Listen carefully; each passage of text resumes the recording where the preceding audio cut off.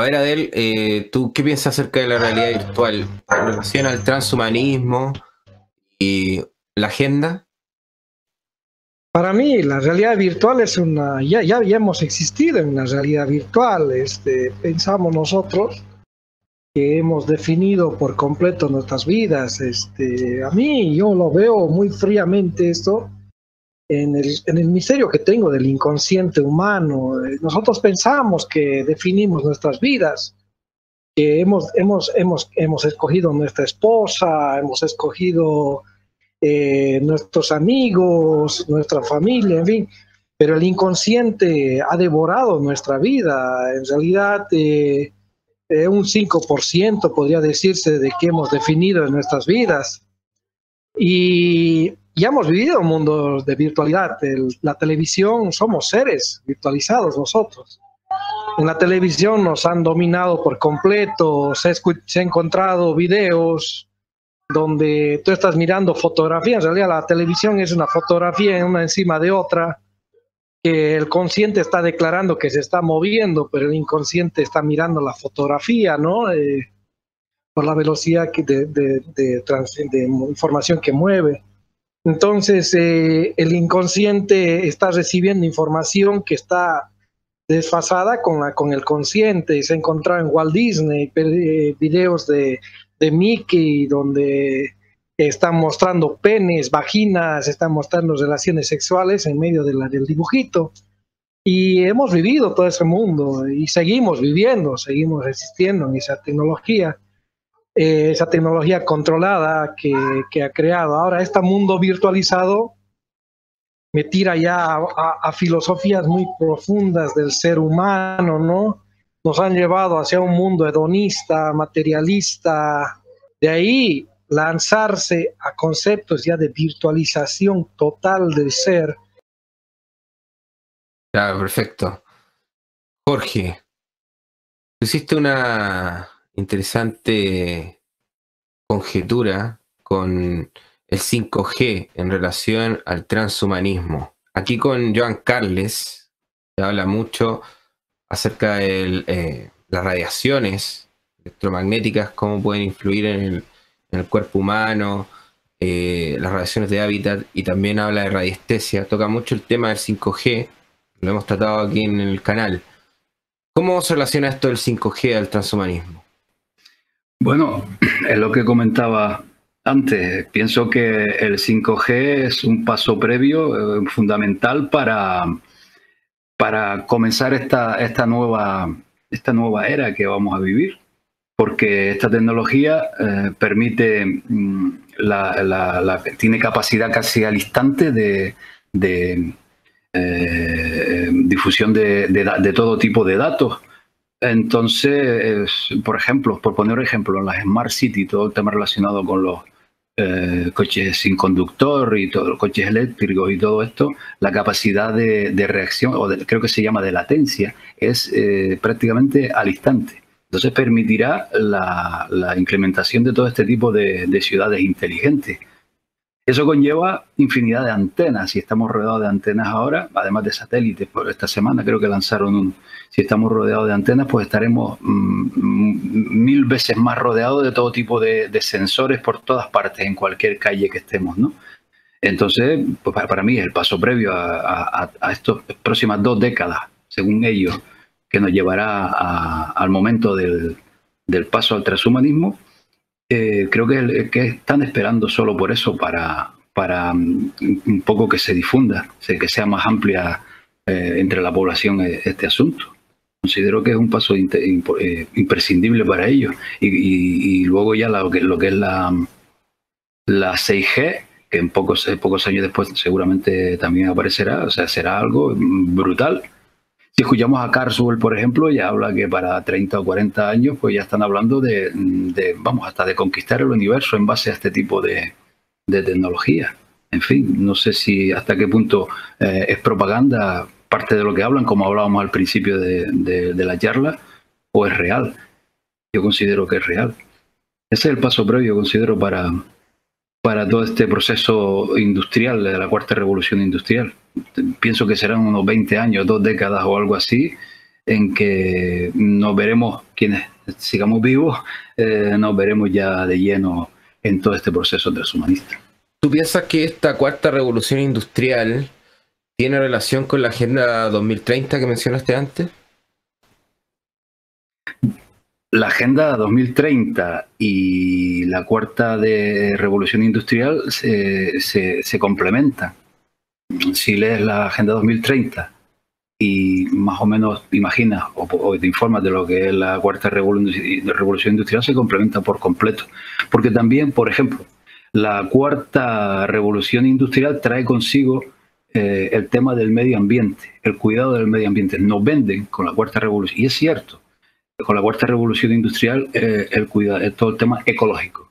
Y la Agenda 2030 está basada en gran parte en todo lo relacionado con el medio ambiente y la ecología. Claro, cualquiera que nos escucha, pues se puede preguntar qué tenemos en contra. El problema no es lo que tengamos en contra, sino los propósitos de esta élite, en el sentido de, a través de llegarnos al corazón de las personas, porque todo el mundo quiere que el planeta, que la vida esté sana, pues a través de tocarnos el corazón, pues nos implantarán una serie de medidas enfocadas al cuidado de todo este medio ambiente, y las medidas siempre son restrictivas.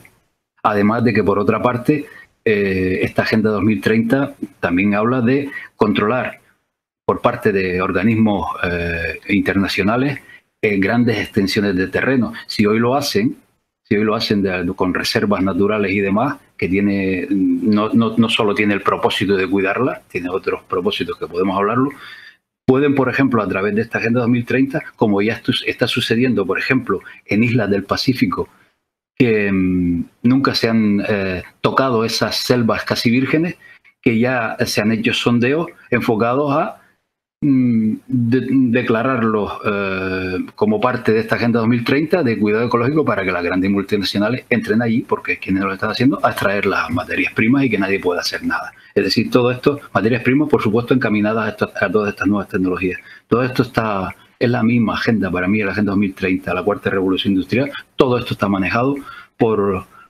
los poderes que todos conocemos. A ver, Richard, ¿tú piensas también que hay una relación en la Agenda 2030 en torno a la cuarta revolución industrial?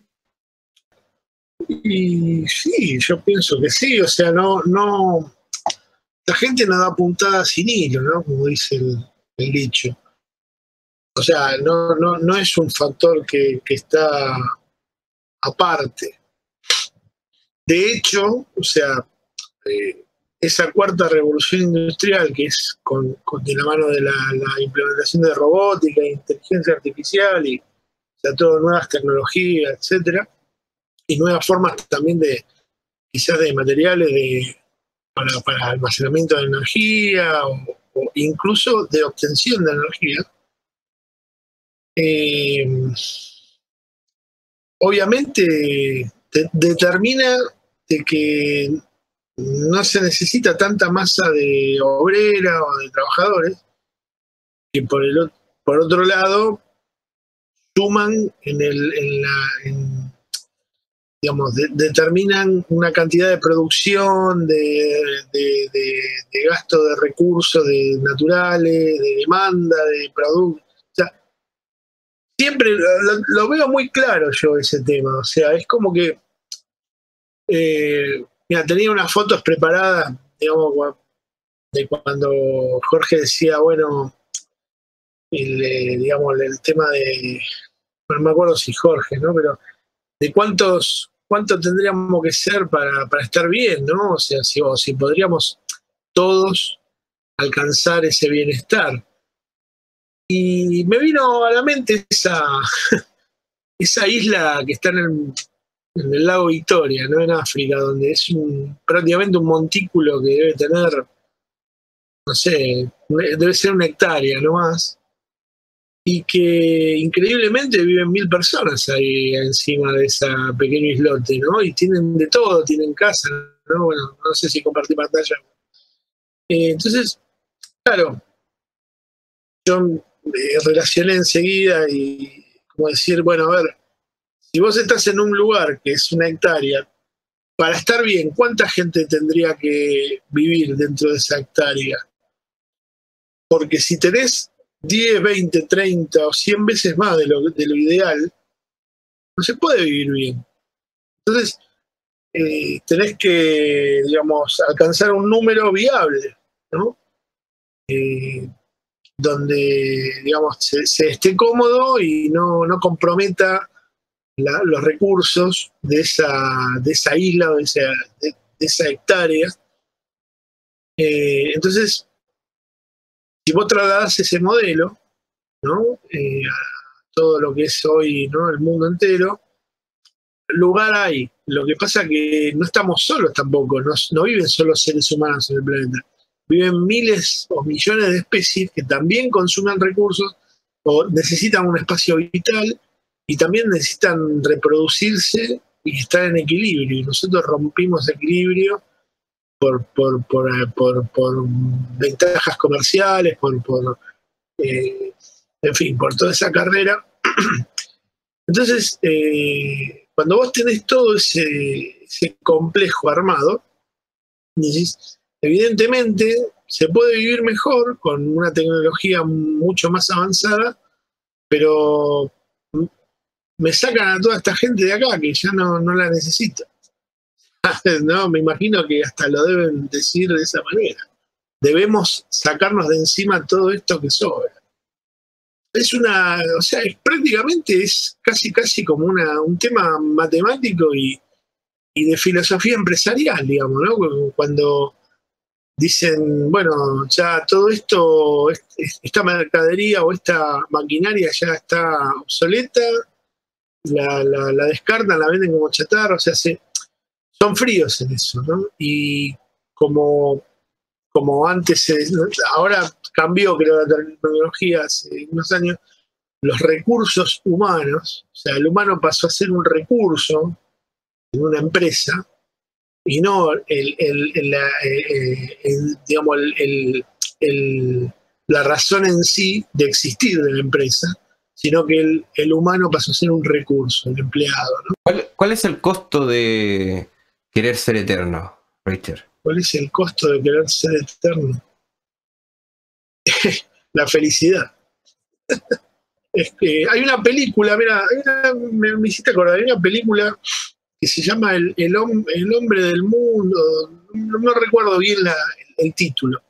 Y era una historia de un ser humano que no moría nunca. Y claro, había nacido en la, no sé, en ¿qué era? Digamos, hace miles o hace un millón de años. Y él fue, o sea, de repente se vio, o sea, la película era como un estudiante de una universidad y bueno, había sido, siempre tenía que escapar o sea, estar en un lugar y como la gente se daba cuenta que no envejecía y los demás envejecían y bueno, entonces siempre iba saltando de lugar en lugar, ¿no? Y el tipo estaba cansado, decía, porque yo vi morir a todos a mi alrededor. Entonces, claro, era lo que contaba antes. claro. Llega un momento que creo que uno necesita como una especie de, bueno, morir y renacer y empezar de vuelta, ¿no? El ciclo, pero no acabar ese ciclo jamás, es como que se lo plantean, no sé, también, ¿no? Esas películas tipo Drácula o qué sé yo, no me acuerdo, que tenían Claro. siglos de existencia, ¿no? Y cuál es, o sea, yo entiendo que sí, también no queremos morir, pero confío que quien nos haya creado puso ese final ahí por algo, ¿no? Ahora yo me pregunto, detrás de esta búsqueda de inmortalidad y de este paraíso transhumanista, donde se sugiere que solamente algunos pocos van a poder disfrutar de él, y esta pregunta es para Gonzalo. Gonzalo, ¿cómo tú ves la propuesta de la ciencia en torno a este paraíso? Tú como científico, porque el discurso de la ciencia hoy en día es fundamental, ya que domina ese pensamiento que va hacia allá. como científico, ¿tú qué opinas acerca de este pensamiento que se impone en el transhumanismo, este pensamiento científico? Que para mí hay un concepto fundamental que es la disonancia cognitiva.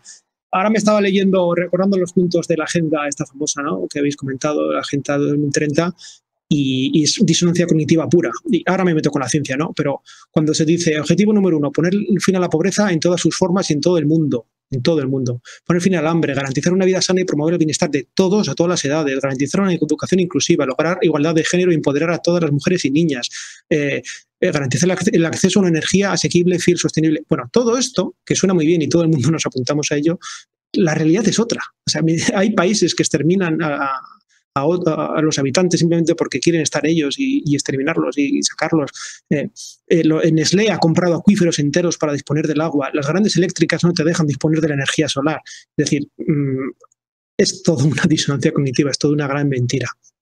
Bueno, la ciencia, pues lo mismo. Es decir, la noticia que comentaba Jorge del Ministerio de Ciencia, los científicos la hemos acogido con gran esperanza, porque después de escasez, pues quizás se reactivan proyectos y todo esto. Entonces, siempre es la misma historia, siempre hay una componente a corto plazo buena o positiva y una agenda oculta detrás, mentirosa, que engaña y que no persigue los objetivos que declara. Entonces, a nivel de ciencia, de tecnología, de desarrollo, pues, bueno, yo veo una explosión exponencial en dos ámbitos fundamentales, que son las tecnologías de los materiales y las tecnologías de la vida. Es decir, ya se conocen técnicas para provocar la edición genética sin grandes perjuicios para el sistema receptor. Ya hemos hablado del CRISPR, lo ha comentado Jorge en sus vídeos también. Estamos hablando de materiales, bueno, que ya no se habla de superconductor, pero que bueno, prácticamente van a ser superconductores como grafeno y nanotubos de carbono, otros alótropos de carbono. Es decir, la ciencia, a nivel de base, nosotros, los científicos, colaboramos muy alegremente y muy felices porque pensamos que evidentemente eso va a ser en beneficio de la humanidad. El científico de a pie se mueve porque quiere el beneficio de la humanidad. Lo que sucede es que después estos avances no caen en las manos adecuadas. Las fuentes de energía sostenibles que tanto declaran que las quieren buscar ya existen. Simplemente hay que, por ejemplo, aprovechar la energía del sol bien y aprovechar la energía de la tierra, la energía geotérmica ya existe. No hay que inventar grandes paradigmas nuevos, incluso la fusión nuclear. Bueno, pues se podría ir por ahí, ¿no? Es decir, al final es una disonancia cognitiva porque nosotros estamos trabajando para el sistema, todos, yo el primero, sin quererlo, porque a corto plazo, como comentaba Jorge, van a ser unos avances muy buenos a nivel de medicina, a nivel de comunicaciones, a nivel de conectividad, de esa búsqueda de esa mente colmena, pero nosotros sabemos, los científicos, que hay una doble cara siempre. Los antibióticos no se pusieron en producción industrial masiva hasta que llegó la Segunda Guerra Mundial y fue necesario curar a los soldados, ¿no?, americanos fundamentalmente, que estaban en batalla. Los grandes desarrollos de la industria armamentística, pues bueno, algunos de ellos han pasado a población, pero el afán era de dominación y el afán era de tener unos países subyugados a otros. Es decir, los científicos, la ciencia, se esfuerza porque sus vecinos estén bien y vivan mejor. Y los mismos componentes químicos que pueden, pues yo qué sé, tener un efecto beneficioso en la salud, si tú los dispersas en un aerosol en los cielos, pues no van a tener ese efecto beneficioso y van a ser tóxicos, por ejemplo. Entonces, yo veo que hay un desarrollo exponencial e imparable, sobre todo cuando explote la computación cuántica, que ya existe, simplemente todavía no es manejable a nivel práctico, pero cuando se consiga hacer manejable a nivel de usuario, dijéramos, bueno, pues va a ser una revolución absoluta y nosotros habremos colaborado a que eso se desarrolle. Yo recuerdo, por ejemplo, cuando estuve viviendo en Estados Unidos, que las agencias tipo DARPA eran los que capitalizaban gran parte de los proyectos y eran todos ultrasecretos. Es decir, lo mismo el Ministerio de Defensa, el Departamento de Defensa se llama ya, el Departamento de Energía. Esos avances científicos, los verdaderamente importantes, están siempre en manos privadas.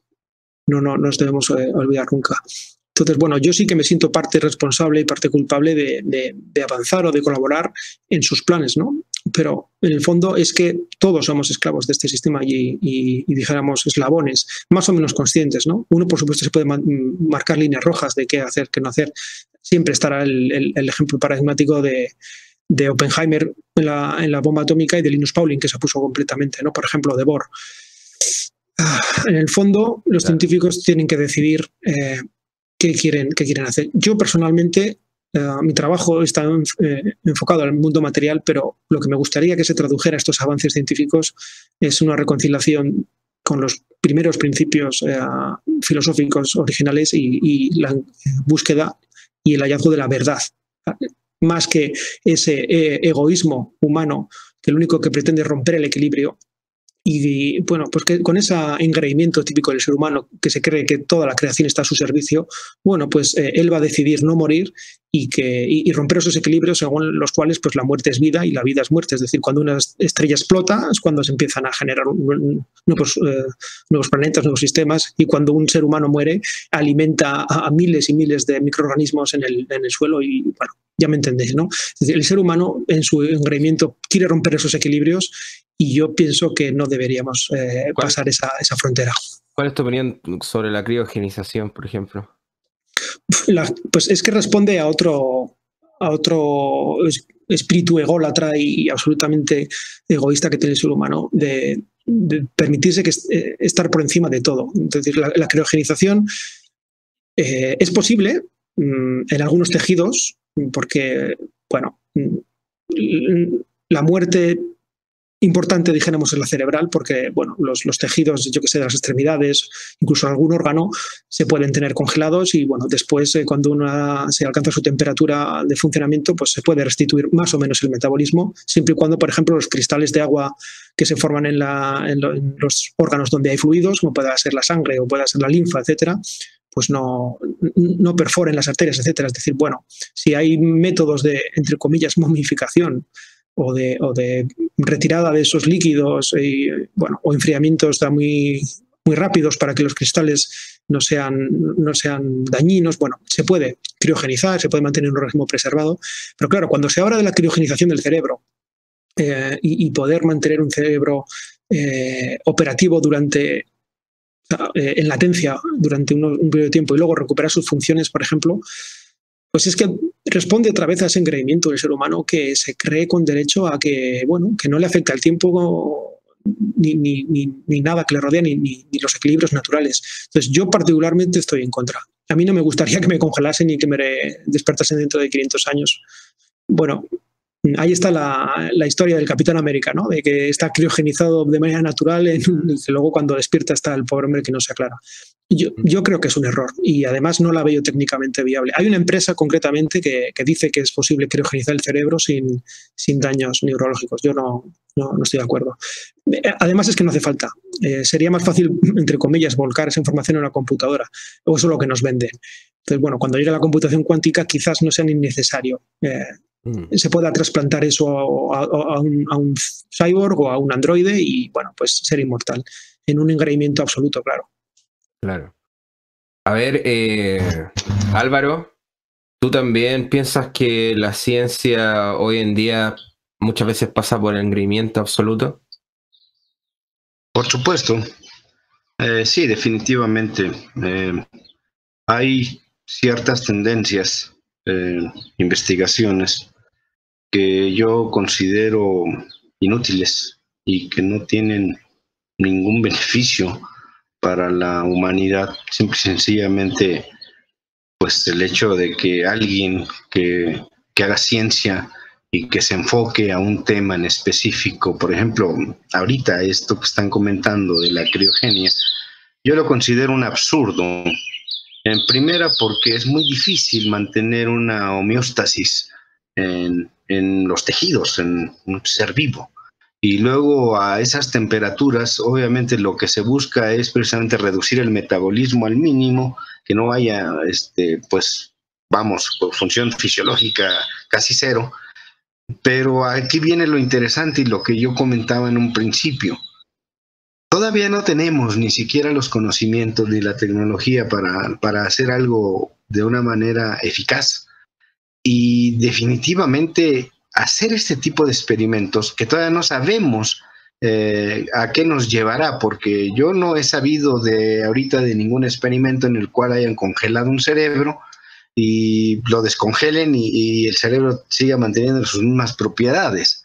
Definitivamente yo considero un absurdo y no, vamos, por lo que sé de fisiología, por lo que sé de neurología, no sería un tratamiento o un experimento inocuo, es decir, por supuesto que habría daño neuronal, por supuesto que habría simple y sencillamente incluso hasta necrosis de algunos segmentos del cerebro.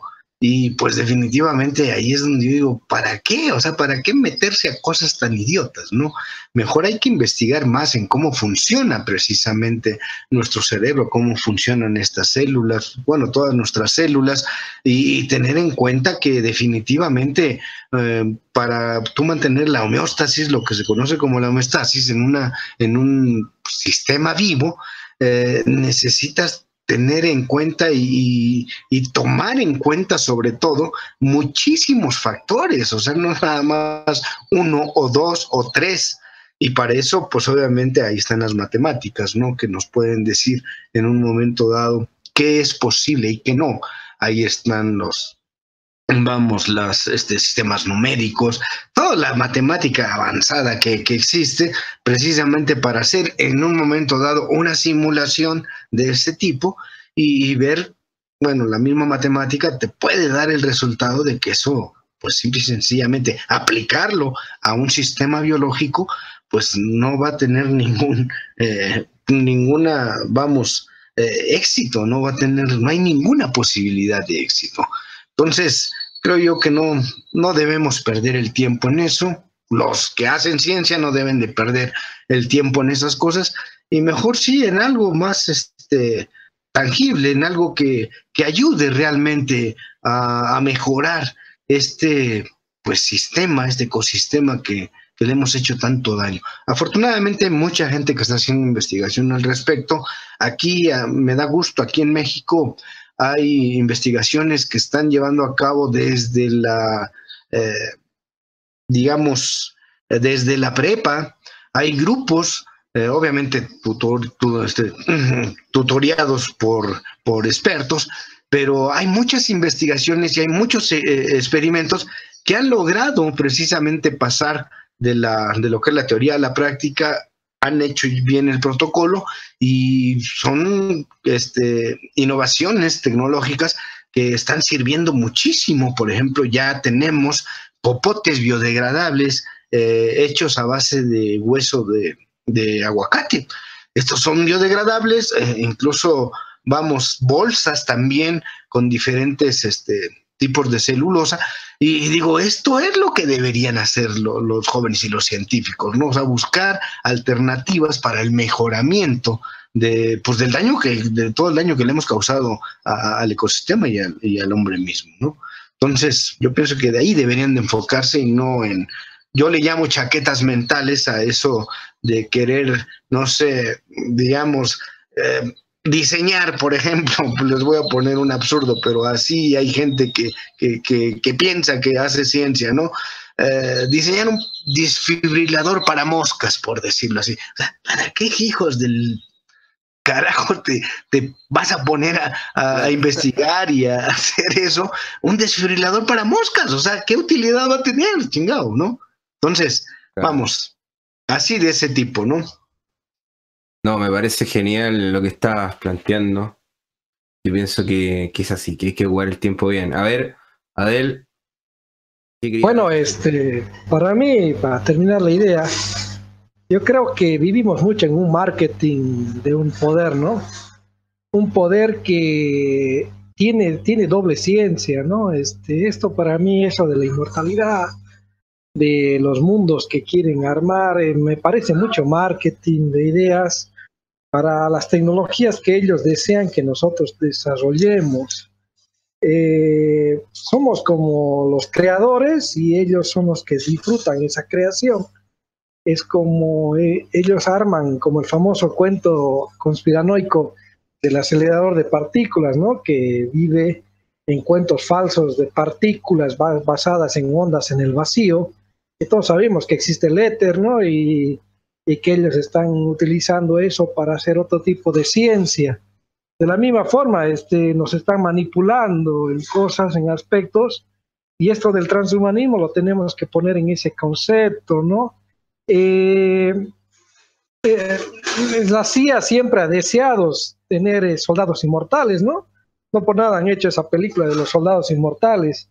La CIA quería que la gente no duerma, ¿no? ¿Qué más querían ellos, soldados que no duerman? Y nunca pudieron lograr. La gente muere cuando no deja de dormir.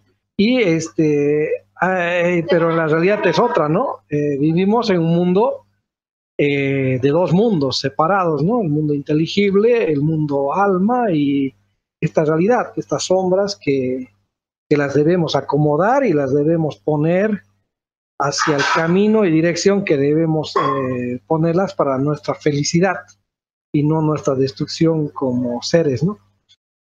Perfecto, bueno, ojalá todos los que nos están escuchando en este momento y hacen ciencia, que sería bueno que estén escuchando esto, se tomen esto como un consejo. Te lo dice una persona que no hace ciencia. Bueno, o al menos la ciencia que se piensa que es solamente hoy en día, porque hay mucha ciencia que se ha sepultado por estos paradigmas. Así que soy un científico, pero bueno, aunque no se me considere como tal, hoy en día. Así que bueno, yo quiero agradecerles a todos ustedes, porque ya llevamos 2 horas y media. Estaría bueno a lo mejor hacer una segunda parte en algún momento, porque es muy extenso esto. Así que, primero, Gonzalo, te agradezco que hayas estado acá. Muchas gracias, un placer, como siempre.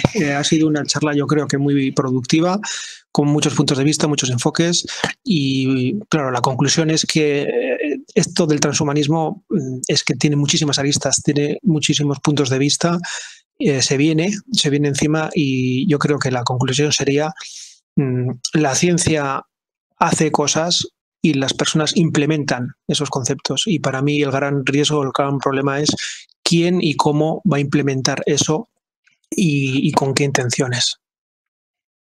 Un saludo y un abrazo a todos. Muchas gracias, Gonzalo. Muchas gracias, Richard, por haber estado acá. Bueno, no, agradezco yo la invitación. La verdad que Yo sé que querías decir más. No, bueno, es que estos temas siempre se pueden extender muchísimo, ¿no? Pero, ¿qué puedo más agregar? Más que lo que dijeron todos ustedes, que saben mucho más que yo. Traté de dar un enfoque más quizás desde el llano, desde la gente común, pero que digamos que le interesan estos temas, que piensa y que, bueno, que una cultura general. Yo agradezco la invitación de haber estado con ustedes y la verdad que escuché muchos conceptos que me abrieron más todavía la cabeza. Así que, bueno, ojalá que, bueno, sigamos analizando este y otros temas, ¿no? Interesante. Sí, así es. E importante. Bueno, también te agradezco, Jorge, haber estado charlando con nosotros. Muchas gracias, Jorge. Gracias a ti, Pascal, por invitarme una vez más a tus tertulias. Yo encantado. Ha sido una tertulia excelente, muy productiva, muy interesante con los compañeros.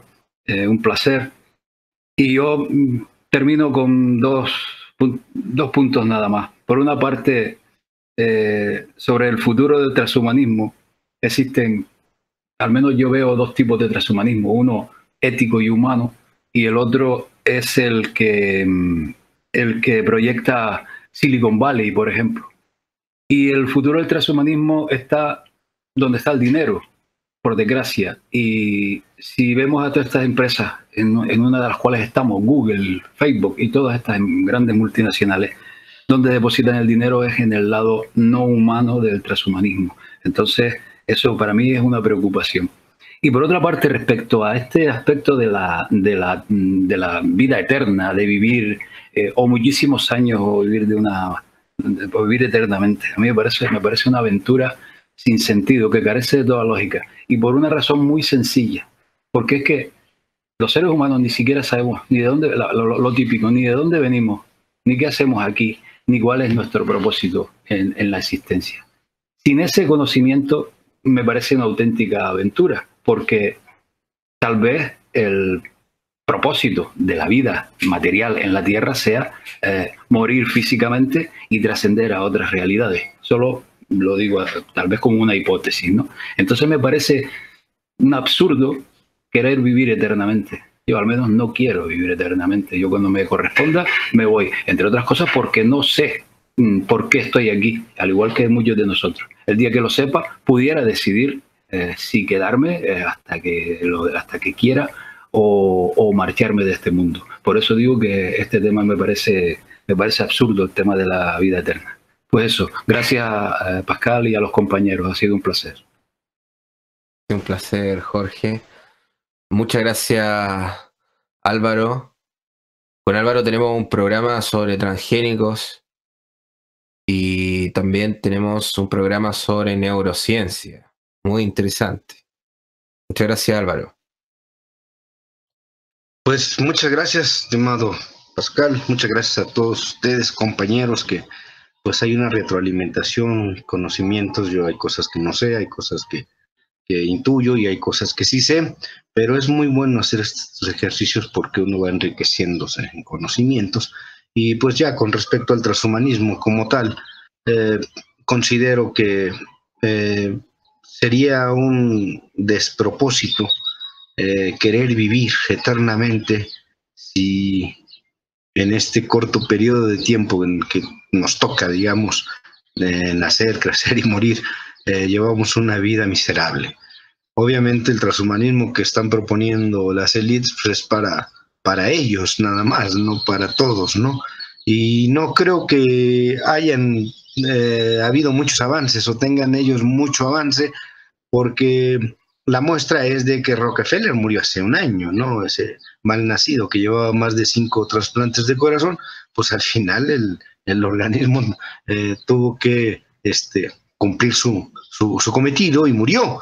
Si ya hubiera, eso me da a mí la certeza de asegurar que todavía no avanzan mucho en ello, porque si ya hubieran avanzado, pues ese mal nacido lo tendríamos ahí todavía vivito y coleando, ¿no? Entonces, definitivamente el transhumanismo, pues obviamente empieza desde que la humanidad se considera humanidad, y han habido avances, han habido pues tanto científicos como tecnológicos, me refiero a estos avances, que han coadyuvado a alargar la esperanza de vida de la población a nivel general, pero vamos, no creo que, yo no lo considero un objetivo